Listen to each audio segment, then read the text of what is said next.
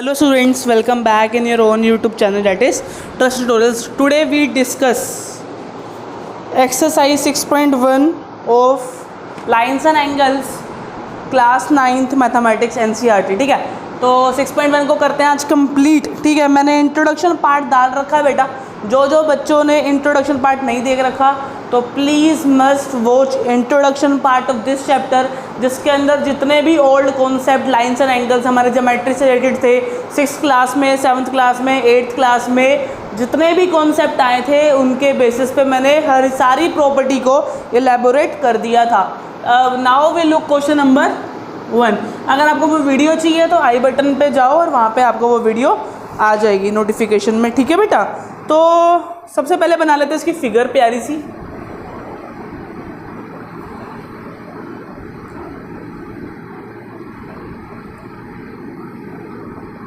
ये है A, C, O, D, B and E. This is the figure that is given in the NCERT. लिखा हुआ है in a figure 6.13. ये figure number 6.13 already mention in the NCERT books. Lines AB and CD intersect at O. कोई बात नहीं. If given क्या है बेटा, आपको गिवन लिखना इंपॉर्टेंट है. Given that angle AOC, mind करो इसको, AOC ये रहा एटा एंगल, ठीक है, प्लस एंगल BOE. कहाँ है बेटा BOE ये एंगल मिल गया. किसके बराबर है? 70 डिग्री के बराबर है. And given that BOD is 40 degree. BOD कहाँ है? ये रहा बेटा. ये कितना गिवन है आपको? 40 डिग्री गिवन है. फाइंड क्या करना है? यहाँ लिखेंगे फाइंड क्या करना है बेटा आपको? BOE एंगल फाइंड करना है. BOE निकालना है एक, तो चलो ठीक है हम निकाल लेंगे BOE. और करना है रिफ्लेक्स ऑफ COE. क्या निकालना है? Reflex of COE. ठीक है जी, अब करते हैं क्वेश्चन का स्टार्ट. ठीक है, कुछ नहीं करना है, बेसिक सी बात है. तो आपको ना जो पिछली वीडियो में जितनी भी प्रॉपर्टी थी बस वो आपके दिमाग में फिट होनी चाहिए. ऐसा नहीं कि आप प्रॉपर्टीज़ को स्किप कर रहे हो, माइंड से बिल्कुल फिट होनी चाहिए वो प्रॉपर्टीज़, तो आप इजीली कर सकते हो. तो सबसे पहले मैं क्या कह रहा हूँ, सबसे पहले एक चीज़ को ध्यान रखो. देखो क्या बोल रहा है, गिवन से ही आंसर स्टार्ट होता है हमेशा. इस चीज़ को ना गांठ बांध लो कि जो भी हमें गिवन होगा ना वहीं से हमें क्वेश्चन को स्टार्टअप करना है. तो लिखा हुआ है AOC प्लस BOE का आंसर 70 डिग्री है. अच्छा, अगर ये और ये एंगल मिलके 70 बना रहे हैं तो ये पूरा तो 180 बनाना चाहिए, है ना भाई. स्ट्रेट लाइन है, AB is a straight line and AB पे जितने भी एंगल बनेगा 1 2 3 एंगल बन रहे हैं यहाँ पर, तो इन तीनों का सम क्या होना चाहिए? 180 होना चाहिए. तो यहाँ लिखेंगे सॉल्यूशन. तो angle AOC plus angle COE plus angle EOB is equal to be 180 degree due to linear pair. LP लिख लेना, नहीं तो आप पूरा नाम लिखो linear pair, so it is so beneficial. ठीक है, तो AOC और BOE तो क्या है ऑलरेडी, तो यहाँ पे लिखेंगे इन हिंट में क्या लिखा होगा कि जो गिवन है आपको AOC प्लस BOE किसके बराबर दे रखा था बेटा? 70 डिग्री के बराबर. इसका मतलब AOC और BOE ये तो अपना हो गया 70. देखो बेटा BOE बोलो, EOB बोलो, बात एक ही एंगल की होगी. BOE बोलो तभी मैं इसकी बात कर रहा हूँ, EOB बोलो तब भी बेटा मैं इसी एंगल की बात कर रहा हूँ. ठीक है, तो इन दो एंगल की जगह तो क्या आ गया बेटा? 70 डिग्री प्लस COE बचा. भाई ये एंगल तो पता ही नहीं ना, COE वाला एंगल. ठीक है जी, इज इक्वल टू भी आ गया 180 degree. Then after COE is equal to 180 minus 70 degree. Angle COE is equal to be 110 degree. कितना आ गया बेटा COE? 110 degree is COE. इतना आ गया 110 डिग्री. कितना आ गया बेटा? हमारा COE आ गया. ओके, और नेक्स्ट अब हमारा क्या काम रह गया? अब हमें जो सबसे पहली बात उसने पूछी थी, हमें पूछा था उसने BOE, हमें उसने पूछा ये एंगल अकेला BOE कितना होगा.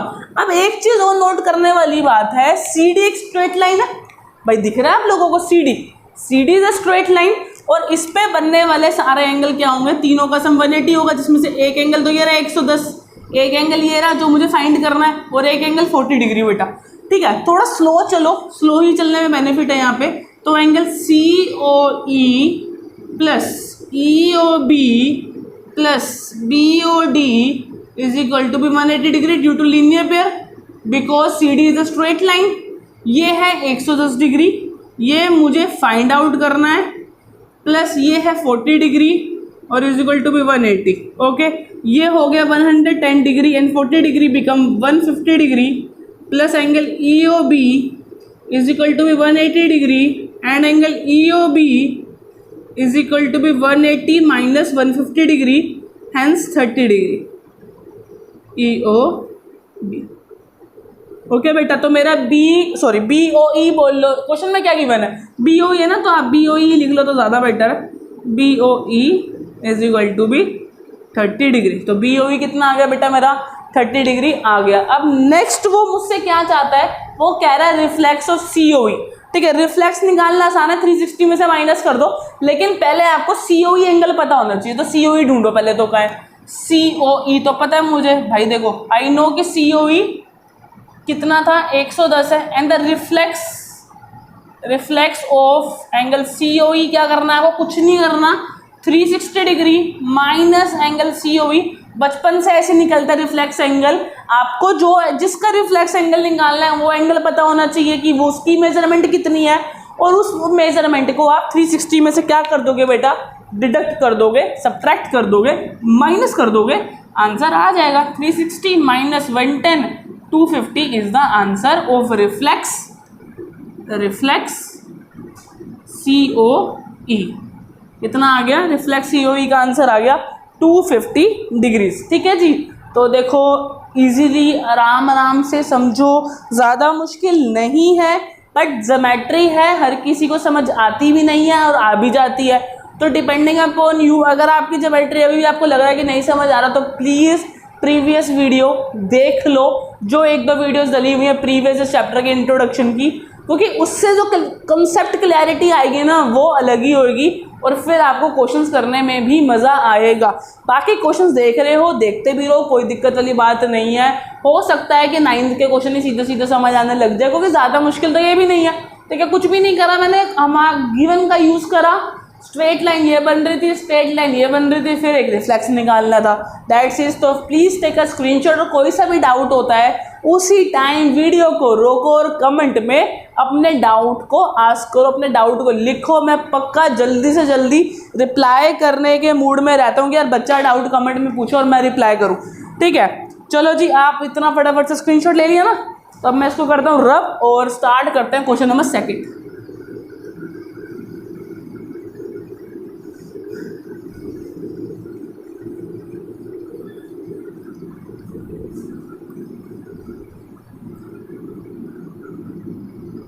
ना तो क्वेश्चन नंबर 2 सबसे पहले फिगर बनानी पड़ेगी। एक स्ट्रेट लाइन है, एक लाइन ऐसे जा रही है और उस लाइन से एक perpendicular draw,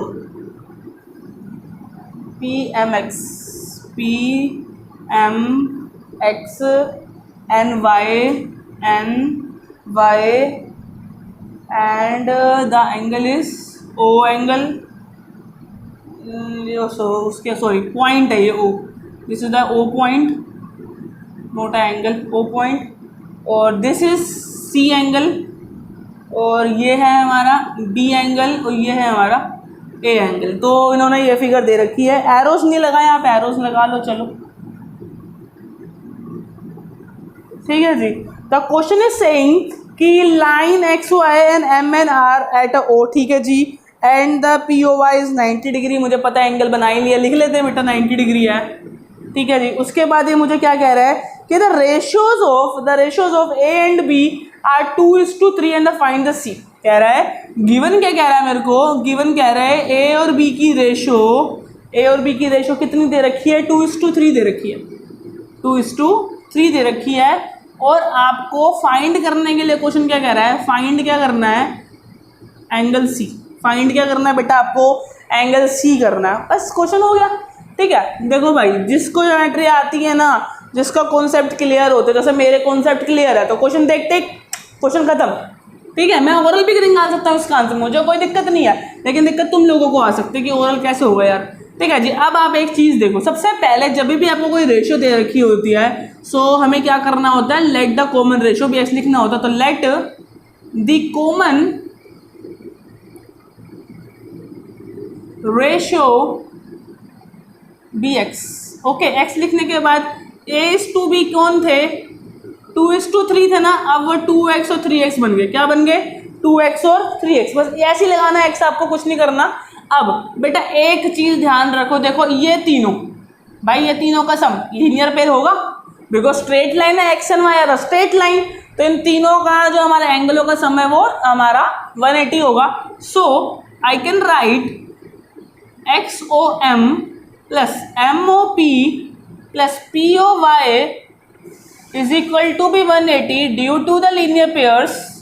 Here XOM is B angle and MOP is an angle A plus POY is a 90 degree is equal to be 180 and angle B is 3x, angle A is 2x plus 90 degree is equal to be 180। ये 90 उधर चला गया, क्या आ जाएगा 90 बचेगा बस, और ये 5 इधर आ गया, मतलब 2 और 3 को मिला के 5 आ गया, इधर से आ गया 90/5। अगर ये 50 होता तो 10 होता और 40 होता तो ये हो गया हमारा 18। कितना आ गया बेटा, काट के इसको 18 आ गया। तो x is equal to be 18। Hence a कौन था मेरा, a था 2x, b कौन था मेरा 3x, तो 2 इंटू एक्स कौन आया 18, then it's mean 36 degrees and 3 into में 18 दैट इज 54 डिग्रीज। ठीक है जी, हो गया इतना सा काम, कुछ नहीं करा। 3x मतलब 3 इंटू 18, 2x मतलब 2 इंटू 18। a और b तो पता ही था, a था हमारा 2x, b था हमारा 3x बेटा। ओके, अब आगे बढ़ते हैं इस क्वेश्चन के। अब जो उसने मुझसे ये तो सब तो पूछा ही नहीं, ना तो मुझसे उसने a पूछा था, ना तो उसने बी पूछा था। मुझे तो क्या करना था, देखो बेटा ये MN की लाइन देख रहे हो, MN की लाइन, जो MN की लाइन है एक स्ट्रेट लाइन है और उसके अंदर 2 एंगल बन रहे थे, एक B और एक C। तो नामकरण पहली बात तो MOX प्लस XON, ये दोनों मिलके क्या बना रहे हैं 180 डिग्री बना, लीनियर पेयर से बना रहे कि नहीं बना रहे, बना रहे हैं ना। तो ये है एंगल B एंगल प्लस ये है angle C angle is equal to 180 degree. Angle B तो निकाल ही चुके हम, ये कितना 54, तो लिखेंगे यहाँ पे 54 plus angle C is equal to be 180, then angle C is equal to be 180 minus 54 degrees and angle C is equal to यहाँ आ गया 6 और यहाँ आ गया 7 और एक 2 और एक 16, 126 इज द एंगल C। ठीक है, एक बार टैली भी कर लेते हैं। ये है 6.1 का question number second. 6.1 question number second, वैसे तो सही होगा लेकिन फिर भी 6.1 question number second that is 126 degree. ठीक है, तो एंगल C कितना आ गया 126 डिग्री आ गया। साइड हो गया हूँ मैं, प्लीज टेक अ स्क्रीनशॉट। बेटा स्क्रीनशॉट ले लो, फिर उसको नोट डाउन कर लो। कोई भी डाउट हो कमेंट सेक्शन आप लोगों के लिए खुला है, वहाँ कमेंट करो बेटा। ठीक है, आगे करते हैं। Now the question number 3, look at the question number 3। आप इतना रीड करो जब तक मैं मिटा रहा हूँ ये।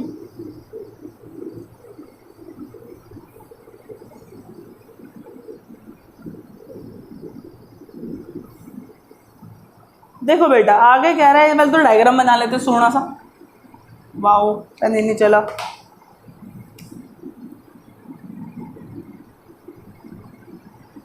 ठीक है, अब ये कह रहा है कुछ P है, Q है, R है, S है, T है। ठीक है जी, तो यहाँ वो बोल रहा है कि एंगल PQR मतलब ये एंगल और PRQ मतलब ये एंगल, ये दोनों एंगल क्या है इक्वल है बेटा, इक्वल एंगल दे रहे हैं। और प्रूव आपको क्या करना है, मतलब एंगल जो गिवन है वो देख लेते हैं पहले। गिवन बता रहे हैं वो PQR angle is equal to be PRQ angle के, और हमें प्रूफ करना है, मतलब टू प्रूफ करना है। क्या प्रूफ करना है बेटा, आपको प्रूफ करना है कि PQS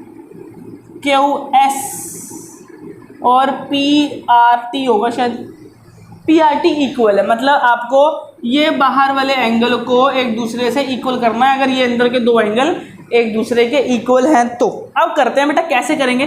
सबसे पहली बात इस चीज़ का ध्यान रखो कि आपको ये दो एंगल प्रूव करने हैं ना। चलो भाई करते हैं। तो देखो बेटा, अगर मैं इस एक पर्टिकुलर पॉइंट की बात करूं और एस टी एक लाइन है, ये दोनों एंगल मिलके क्या बनाएंगे, 180 बनाएंगे।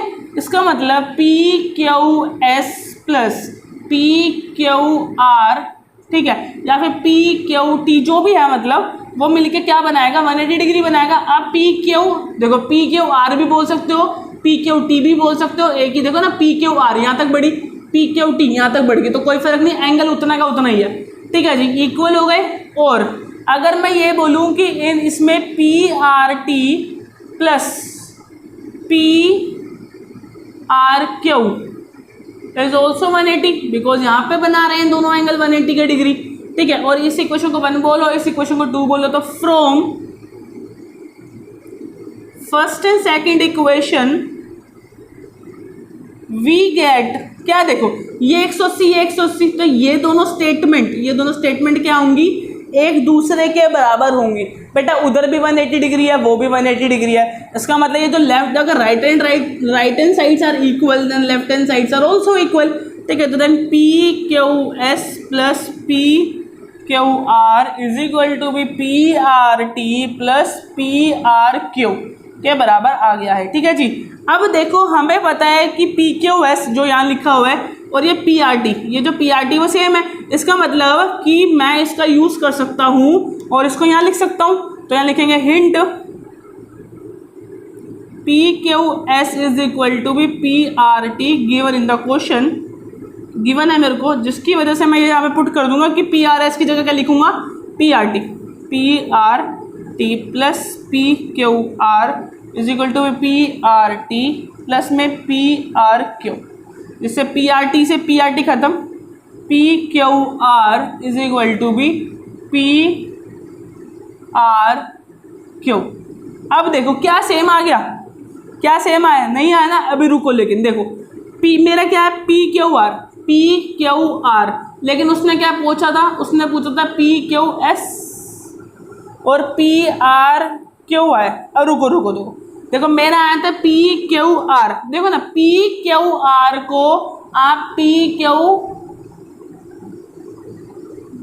आर को आप बोल सकते हो पी क्यू टी, और पी आर क्यू को बोल सकते हो पी आर एस, तो ये एंगल बराबर होगा भाई, ये तो ऑलरेडी गिवन थे।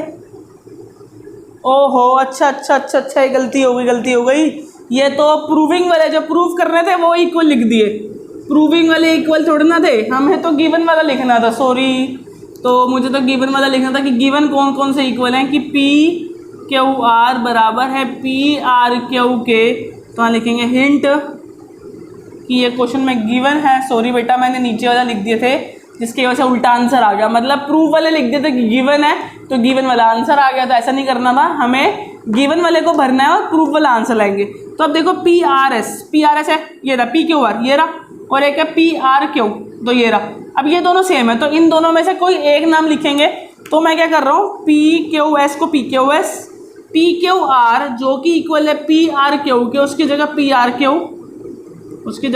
आर क्यू लिखूंगा, इज इक्वल टू में पी आर टी प्लस में पी आर क्यू, और पी आर क्यू से पी आर क्यू खत्म, तो P Q S is equal to be P R T आ गया, जो कि मेरे को चाहिए था। देखो बेटा, P Q S is equal to P R T मेरे को चाहिए था, that's why hence prove L H S is equal to be R H S. ठीक है बेटा, हो सकता है थोड़ी सी कन्फ्यूजन हो गई हो, बिकॉज बीच में क्वेश्चन हल्का सा गलत हो गया था। मैंने क्या गलती करी थी कि मैंने यहाँ पर जो हिंट लिखना था उसके अंदर गिवन लिखना था, मैंने प्रूफ वाले लिख दिया था।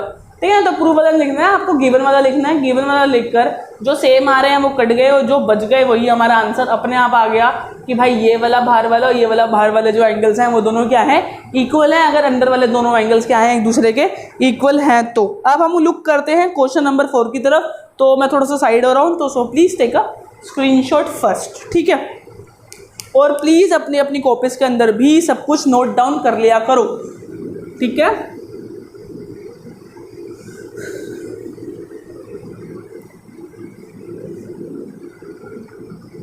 इसके बाद बात करते हैं क्वेश्चन नंबर 4 की, जो बहुत आसान है भाई, ठीक है ना। क्वेश्चन नंबर 4 में एक फिगर बनी हुई है सीधी ऐसे लाइन, ये फिर शायद ऐसे और फिर ऐसे।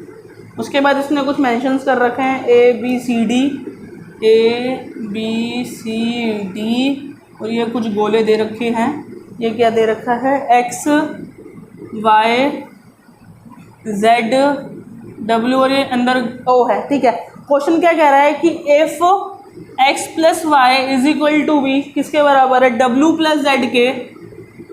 सो बताओ कि ये A O B is a straight line, ठीक है। सो ये गिवन है, आपको लिख लो गिवन, फिर टू प्रूफ क्या करना है वो लिख लो, A B is a straight line. अगर मुझे दिखाना है कि A B is a straight line है या फिर एक लाइन है, ठीक है, स्ट्रेट हटा दो, इज अ लाइन, तो मुझे लाइन दिखाने के लिए लीनियर पेयर को 180 शो करना पड़ेगा। जैसे कि लाइन होती है स्ट्रेट, तो लीनियर पेयर होता है, तो लीनियर पेयर शो कर दिया तो स्ट्रेट लाइन हो जाएगी, ठीक है। कैसे करेंगे वो देखते। तो बेटा अगर मैं तीनों एंगलों की बात करूँ तो तीनों एंगल कितने डिग्री के होते हैं, 360। तो x plus y plus z plus डब्ल्यू इज इक्वल टू 360। इसको बोलते हैं कि कंप्लीट एंगल, क्या बोलते हैं बेटा, इसको कंप्लीट एंगल बोलते हैं। तो कंप्लीट यहाँ लिखेंगे प्रूफ, ठीक है, ये हो गया प्रूफ और ये होगा गिवन, ठीक है। तो अब हमें पता है कि एक्स वाई और डब्ल्यू जेड एक ही है, तो मैं क्या करूँगा कि डब्ल्यू जेड की जगह भी क्या लिख दूंगा, एक्स वाई लिख दूंगा, जिसकी वजह से 2x हो जाएंगे तो 2x हो जाएगा, 2y हो जाएगा तो 2y हो जाएगा, इज इक्वल टू 360 हो जाएगा। 2 कॉमन निकालेंगे, एक्स प्लस वाई आ जाएगा, इज इक्वल टू 360 डिग्री आ जाएगा। एक्स प्लस वाई ये 2 उधर मल्टीप्लाई और उधर जाकर डिवाइड हो जाएगा, तो 360 डिवाइड बाई 2 हो जाएगा। एक्स प्लस वाई कितना आ जाएगा, 180 डिग्री। और अगर एक्स प्लस वाई 180 डिग्री आ गया, इसका मतलब so A B is a line, because एक लाइन के अंदर लीनियर पे होता है, सब एंगलों का सब 180 होता है, हाफ लाइन के ऊपर वाले और हाफ लाइन के नीचे वाले। तो उसी प्रकार अगर हाफ लाइन के ऊपर वालों का सम 180 आ गया है, इसका मतलब वो ऑलरेडी एक स्ट्रेट लाइन है, आपको उसके अंदर कुछ भी प्रूव करने की नीड नहीं है बेटा। समझ आ रही है इतनी छोटी सी बात? तो प्लीज फटाफट से स्क्रीनशॉट ले लो, मैं थोड़ा सा साइड हो रहा हूँ, ठीक है। अब करेंगे क्वेश्चन नंबर 5 को स्टार्ट, ठीक है। तो क्वेश्चन नंबर 5 और 6 आर वेरी इंपॉर्टेंट। तो क्वेश्चन नंबर 5 तो है ही मोस्ट इंपॉर्टेंट, वैसे ऊपर के भी इंपॉर्टेंट थे, जैसे कि क्वेश्चन नंबर 3 इंपॉर्टेंट था, ठीक है। पूरे एक्सरसाइज इंपॉर्टेंट है बिकॉज इजी है तो इंपॉर्टेंट भी है। इसमें से एनसीईआरटी से बाहर कम ही क्वेश्चन आते हैं, मोस्टली आपको एनसीईआरटी के अंदर के ही क्वेश्चन मिलेंगे इस चैप्टर के, ठीक है बेटा। तो सबसे पहले डायग्राम बनाते हैं और आपको थोड़ा सा एक्सप्लेन करना पड़ेगा इस क्वेश्चन को मेरे को, ठीक है। ये बहुत अच्छे से समझना, दिमाग थोड़ा सा यही लगाना, तभी समझ आएगा, नहीं तो ऊपर से चला जाएगा, ठीक है जी। और यहाँ पे शायद 90 डिग्री थे। अब करना है टू प्रूफ। सो सबसे पहले गिवन लिखते हैं। गिवन मेरे ख्याल से कुछ भी नहीं है, पर्टिकुलर अनदर लाइन ये सब आपको बनाने के लिए दे रखा है, और कुछ भी नहीं है, नॉर्मल गिवन नहीं है। प्रूफ क्या करना है वो लिखता है। तो टू प्रूफ करना है आपको, यहाँ पर 1/2 शायद नहीं, ROS भी है, ROS angle is equal to be 1/2 QOS angle minus POS angle. मैंने एंगल के निशान ये लगाए, आप लोग लगा लेना, थोड़ी कंफ्यूजन हो जाती है, होचपोच हो जाती है, समझ नहीं लगाए, ठीक है जी। तो ये आपको करना है। तो इसमें ना इस क्वेश्चन को देखते साथ ही एक ट्रिक दिमाग में डालना, एक ट्रिक दिमाग में निकालना कि how we can write ROS, how we can write ROS। 2 way होंगे ROS को लिखने के, तो वो कौन कौन से 2 वे होंगे ROS को लिखने के, इस चीज़ को देखते सबसे पहले। तो देखो बेटा, अगर मुझे किसी, तो यहाँ लिखेंगे प्रूफ, अगर मुझे ROS निकालना होता, ROS निकालिए ना मैं, ROS देखो ये निकालना आपको, ROS समझ रहे हो, ROS निकालना होता तो मैं एक चीज़ तो ये कर सकता हूँ कि मैं एंगल SOQ में से, देखो ना SOQ, ये पूरा एंगल मतलब यहाँ से लेकर यहाँ तक मैं ये हटा दूँ, और ये कौन है, ये है ROQ, है भाई सीधी सी बात। अगर मैं इसमें से ये वाला एंगल ही निकाल दूँ तो यही तो बचेगा सिर्फ ROS, तो वो यहीं ये कह रहा है कि ROS बचेगा। अगर ROS बचेगा तो फिर ये कितना है, ROQ तो ऑलरेडी 90 डिग्री की वजह है, तो उसको तो 90 डिग्री लिख दो। और ये क्या बचा, SOQ is equal to R O S. ठीक है, तो ये हो गया था पहला स्टेटमेंट। अब आर ओ एस को निकालने का दूसरा वे क्या है भाई? अगर आपको आर ओ एस निकालना है ना, ये निकालना है भाई, मुझे पता है ये 90 है तो इस हाफ को भी 90 बोलूँगा भाई, पूरा 180 होता है। अगर ये आधा 90 हो गया तो ये आधा भी कितना होगा? 90 होगा ऑब्वियसली बात। तो मैं क्या कर सकता हूँ, 90 माइनस आर ओ पी कर सकता हूँ, सॉरी आर आई वो ऐसे एस ओ पी कर सकता हूँ। क्या कर सकता हूँ मैं भाई? देखो ना, यहाँ पर मुझे पता है ये हाफ है, ये 90 है, और अगर मुझे ये निकालना है इस 90 में से, ये पूरा 90 है, ये वाला पार्ट हटा दो ना, ये वाला पार्ट डिडक्ट कर दो तो क्या बचेगा? यही वाला पार्ट तो बचेगा। तो इसका मतलब आर ओ एस को एक और तरीके से निकाल सकते हैं, 90 माइनस एस ओ पी से भी निकाल सकते हैं। ये होगी बेटा मेरी सेकेंड इक्वेशन। अब क्या करेंगे? Adding both, adding equation 1 and 2। ठीक है जी, एडिंग इक्वेशन 1 एंड 2। अब देखते हैं क्या होगा। तो लेफ्ट, जब आप इक्वेशंस को प्लस करते हो ऐसी ज्योमेट्री के अंदर, तो लेफ्ट वाला लेफ्ट में प्लस होता है, राइट वाला राइट में प्लस होता है। तो इधर लेफ्ट में पहली इक्वेशन में आर ओ एस, और इधर भी पहली इक्वेशन में आर ओ एस। इधर वाले में लेफ्ट में है S O Q minus 90 degree plus 90 degree minus S O P. क्या है? Minus S O P. दोबारा लिख दूंगा इसको, एस ओ पी। ठीक है, 90 से तो 90 खत्म। ये हो गया S O R, S O R, 2 S O R, S O R बोलो आर ओ एस। ठीक है, is equal to be S O Q minus S O P. ठीक है, अब देखो एक देखने वाली, इसको 2 को नीचे ले जाओ, R O S is equal to 1/2 total के नीचे आ गया S O Q minus S O P. अब काफ़ी सारे बच्चे तो बोलेंगे सेम आंसर तो आया ही नहीं, लेकिन बेटा आंसर तो आ चुका है। आपको क्या करना है, थोड़ा सा नज़रिया बदलो, इसको लिखो पहले तो जो लिखा हुआ है R O S is equal to 1/2। अब देखो बेटा, एस ओ क्यू बोलो, एस ओ क्यू बोलो या क्यू ओ एस बोलो, एक ही बात होती है। तो अब मैं लिख रहा हूँ इसको क्यू ओ एस। आप बस बीच वाला एंगल नहीं बदल सकते, आगे पीछे वाला एंगल बदल सकते हो। एस ओ पी है और मुझे क्वेश्चन में क्या चाहिए? पी ओ एस, तो बात तो एक ही है। तो ये हो गया पी ओ एस, जिसकी वजह से हमारा जो प्रूफ था वो हो गया हेंस प्रूफ। बस बात खत्म, हमारा क्या हो गया? हेंस प्रूफ हो गया। ठीक है, अब इसमें मत लिख देना L H is equal to R H S, ये प्रूफ करना था, इसलिए हमारा क्या होगा? सीधा हेंस प्रूफ लिखेंगे और कुछ नहीं लिखेंगे। तो बस इस क्वेश्चन में एक छोटी सी ट्रिक है, वो मैं हर साल हर बच्चे को बताता हूँ। छोटी सी ट्रिक कैसे लर्न करेंगे पूरा क्वेश्चन, बस आपको 2 बार सोचना है कि आर ओ एस कैसे निकल सकता है। 2 बार आर ओ एस सोचना है बस। तो एक तो ऐसे R O Q minus R O Q, sorry S O Q में से आर ओ क्यू निकाल दूँ, इस पूरे पोर्शन में से ये वाला पोर्शन हटा दूँ तो ये निकलेगा, और एक बार इस पूरे पोर्शन में से ये वाला पोर्शन हटा दूँ तो ये निकलेगा, और बाद में दोनों को क्या कर देंगे बेटा? ऐड कर देंगे, तो क्वेश्चन हो जाएगा, निपट जाएगा। तो फर्स्ट टेक अ स्क्रीनशॉट और हम बसते हैं आगे हमारे लास्ट क्वेश्चन की तरफ, वो 6.1। ठीक है, होप कि आप लोगों को समझ आ रहा होगा, और ऑब्वियसली बात है जिसको समझ नहीं आ रहा होगा वो अभी वीडियो छोड़ के चला गया होगा सोने। चलो जी, अब इन्होंने क्वेश्चन 6 में फिगर नहीं बना रखी, वो तो कह रहे थोड़ा सा कस तुम भी कर लो। लिखा हुआ है X Y Z is a 64 degree. तो सबसे पहले एक्स वाई जेड बनाएंगे, ये हो गया एक्स, ये हो गया वाई और ये हो गया Z, that is 64 degree. Now कह रहे हैं एक्स वाई इज प्रोड्यूस, मतलब एक्स वाई को थोड़ा सा आगे बढ़ाओ, तो मैंने बढ़ा लिया एक्स वाई को आगे बढ़ाओ टू अ पॉइंट पी, और पी पॉइंट तक लेके जाओ। Draw a figure given information if ray Y Q, कह रहे हैं रे आ रही है Y Q that bisect Z Y P, Z Y P को काट रही है, एक बाइसेक्ट कर रही है एक रे, और वाई क्यू है वो, मतलब बाइसेक्ट का मतलब होता है ये आधा और ये आधा, मतलब ये डिग्री जो होगी वही ये डिग्री होगी। तो लेट पहले से कर लेते हैं कि इस डिग्री को ए और इस डिग्री को भी ए मान लेते हैं।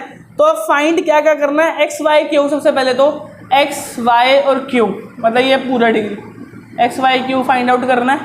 उसके बाद फाइंड आउट करना रिफ्लेक्स ऑफ क्यू वाई